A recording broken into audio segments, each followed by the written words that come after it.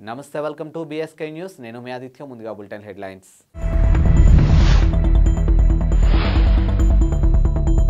షర్మిల కాంగ్రెస్ లో చేరితే 40 మంది ఎమ్మెల్యేలు హస్తం పార్టీ వైపు వెళ్తారు రఘురామకృష్ణరాజు పేషెంట్ నిరాకరిస్తే ఐసీయూలో చేర్చుకోవడానికి వీల్లేదు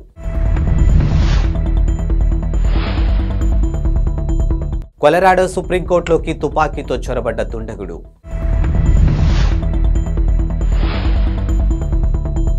వైసీపీ రెబల్ ఎంపీ రఘురామకృష్ణరాజు ఆసక్తికర వ్యాఖ్యలు చేశారు. ఇక వైఎస్ షర్మిల కాంగ్రెస్ లో చేరిన తర్వాత సుమారు 40 మంది వైసీపీ ఎమ్మెల్యేలు హస్తం పార్టీ వైపు వెళ్లే అవకాశం ఉందని సంచలన వ్యాఖ్యలు చేశారు. ఇక సరైన అభ్యర్థులు లేరని భావించిన కాంగ్రెస్ పార్టీ వచ్చే ఎన్నికల్లో 7% ఓట్లు సాధించే స్థాయికి చేరబోతుందని ఆయన జోష్యం చెప్పేశారు. ఇక వైసీపీ గెలుపులో కీలక పాత్ర పోషించినటువంటి క్రైస్తవులు ఇక షర్మిల వైపు చూస్తారని విశ్లేషించారు. షర్మిల భర్త అనిల్ రానున్న ఏపీ అసెంబ్లీ ఎన్నికల ప్రచారంలో కీలక పాత్ర పోషించుతున్నారని తెలియజేశారు. ఇక గతంలో ఆయన తన బావ జగన్ గెలుపు కోసం కృషి చేశారని ప్రస్తావించారు. రాష్ట్రంలో పెద్ద సంఖ్యలో ఉన్నటువంటి క్రిస్టియన్లు ముస్లింలు మద్దతుతో కాంగ్రెస్ పార్టీ వచ్చే ఎన్నికల్లో కొన్ని సీట్లు గెలిచినా అతిశయోక్తి లేదని పేర్కొన్నారు. ఈ మేరకు ఆయన మంగళవారం మీడియాతో మాట్లాడారు. కాంగ్రెస్లో చేరాలని షర్మిల నిర్ణయం తీసుకోవడంపై వైసీపీకి ఒక పెద్ద ప్రమాదం లాంటి పరిణామాన్ని వ్యాఖ్యానించారు.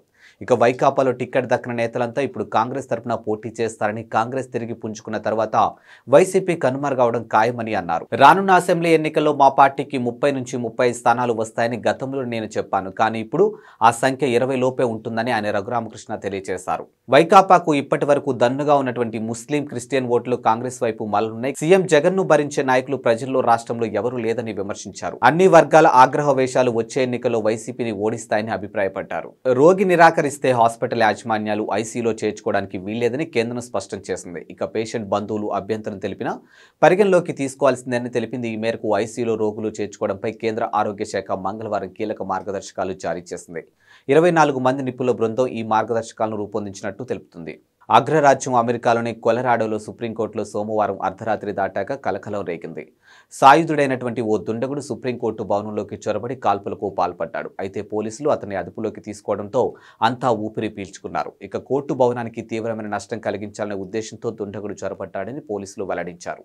అయితే తుపాకీతో కోర్టు భవనంలోకి చొరబడ్డ వ్యక్తి ఎవరనేది ఇంకా వెల్లడి కాలేదని పేర్కొన్నారు. సోమవారం రాత్రి 1 గంట 15 నిమిషాల సమయంలో డౌన్ టౌన్ డెన్వర్లో ఓ భవనం వద్ద కారు ప్రమాదం జరిగింది.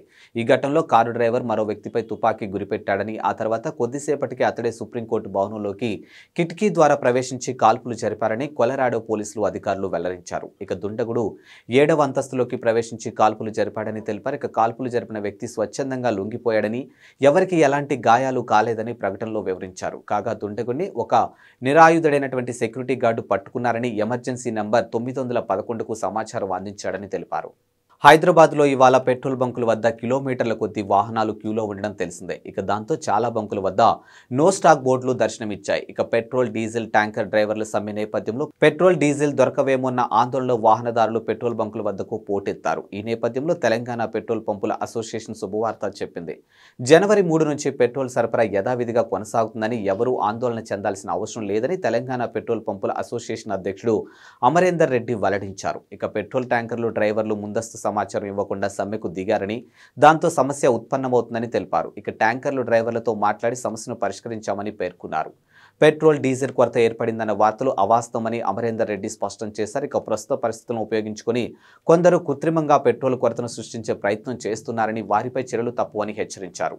అటు కేంద్రం కొత్తగా తీసుకున్నటువంటి చట్టంలో హిట్ అండ్ రన్ క్లాజ్కు వ్యతిరేకంగా దేశంలోని పలు రాష్ట్రాల్లో ట్రక్ డ్రైవర్లు సమ్మెకు దిగారు. ఈ సమ్మెలో పెట్రోల్ డీజిల్ ట్యాంకర్ల డ్రైవర్లు కూడా ఉండడంతో పలుచోట్ల పెట్రోల్కు విపరీతమైన డిమాండ్ ఏర్పడింది. బీజేపీపై తప్పుడు ప్రచారాలు నమ్మవద్దని, విష ప్రచారం చేసేవారి సంగతి పార్టీ చూసుకుంటుందని ఆ పార్టీ జాతీయ ప్రధాన కార్యదర్శి కరీంనగర్ ఎంపీ బండి సంజయ్ అన్నారు.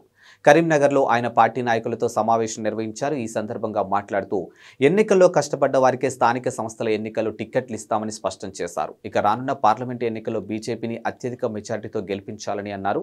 త్వరలో 20,000 మందితో క్షేత్రస్థాయిలో కార్యకర్తల సమ్మేళనం నిర్వహిస్తామని వెల్లడించారు. ఇక బీఆర్ఎస్ ను కుకటి వేలతో పెకిలిద్దామని పిలుపునిచ్చారు. ఇక తెలంగాణ ఆర్థిక పరిస్థితి బాగా లేదని అన్నారు. ఇక ఉద్యోగులకు వేతనాలు కూడా డబ్బులు లేవని పేర్కొన్నారు.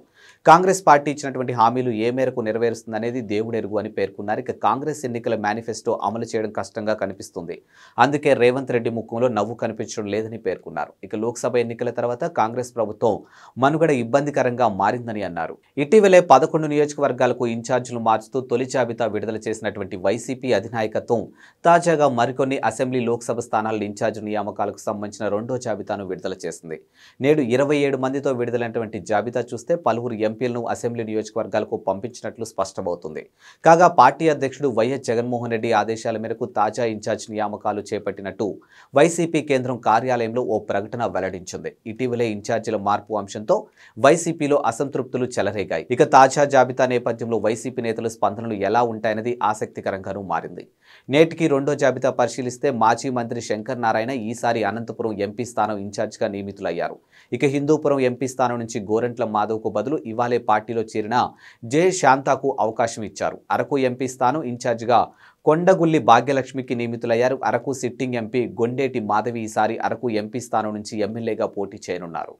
వైఎస్ఆర్టీపీ అధినేత్రి వైఎస్ షర్మిల ఇంట త్వరలో శుభకార్యం జరగనుంది. ఇక షర్మిల బ్రదర్ అనిల్ కుమార్ దంపతుల కుమారుడు రాజారెడ్డి ఓ ఇంటివాడు కాబోతున్నాడు. రాజారెడ్డి పెళ్లి ఫిబ్రవరి 17న అట్లూరి ప్రియాతో జరగనుంది. ఈ నేపథ్యంలో షర్మిల నేటి సాయంత్రం తనయుడు రాజారెడ్డి కాబోయే కోడలు అట్లూరి ప్రియాతో కలిసి ఇడుపులపాయ చేరుకున్నారు. అక్కడ తండ్రి వైఎస్ రాజశేఖర రెడ్డి సమాధిని సందర్శించారు. ఇక తనయుడి పెళ్లి పత్రికను తండ్రి సమాధి వద్ద ఉంచిన షర్మిల ఆశీస్సులు అందుకున్నారు. ఈ సందర్భంగా వారితో వైఎస్ విజయమ్మ కూడా ఉన్నారు. రానున్న లోక్సభ ఎన్నికల్లో తెలంగాణ బీజేపీ 17 స్థానాల్లో ఒంటరిగా పోటీ చేయనుందని, జనసేనతో పొత్తు ఉండకపోవచ్చని కేంద్ర మంత్రి బీజేపీ తెలంగాణ రాష్ట్ర అధ్యక్షుడు కిషన్ రెడ్డి పేర్కొన్నారు. ఇక మంగళవారం ఆయన మీడియాతో మాట్లాడుతూ పవన్ కళ్యాణ్ నేతృత్వంలో జనసేన ప్రస్తుతం ఎన్డీఏలో భాగస్వామిగా ఉందని స్పష్టం చేశారు. అయితే ఏపీలో పార్టీతో పొత్తు అంశంపై తమ మధ్య చర్చకు రాలేదని అన్నారు. ఇక బీజేపీ శాసనసభాపక్ష నేతలు అమిత్ షా వచ్చినప్పుడే ప్రకటించాల్సిందేనని, కానీ ఆలస్యమైందని పేర్కొన్నారు. ఢిల్లీ నుంచి పరిశీలకులు వస్తారని, వారు ఎల్పీపై ప్రకటన చేస్తారని తెలిపారు. అసెంబ్లీ ఎన్నికల్లో మహిళలకు, బీసీలకు తాము ప్రాధాన్యత ఇచ్చామని, లోక్సభ ఎన్నికల్లో వారికి ప్రాధాన్యత ఉంటుందని అన్నారు. ఇక పార్లమెంటు ఎన్నికల కోసం 90 రోజుల యాక్షన్ ప్లాన్ను సిద్ధం చేసినట్లు తెలిపారు. ఫిబ్రవరి చివరి వారం లేదా మార్చి మొదటి వారంలో ఎన్నికల షెడ్యూల్ రావచ్చని అభిప్రాయపడ్డారు. మెట్రో రైల్ రెండో దశ ప్రతిపాదనలపై డీపీఆర్ ట్రాఫిక్ స్టడీస్ త్వరగా పూర్తి చేయాలని ముఖ్యమంత్రి రేవంత్ రెడ్డి మంగళవారం అధికారులను ఆదేశించారు.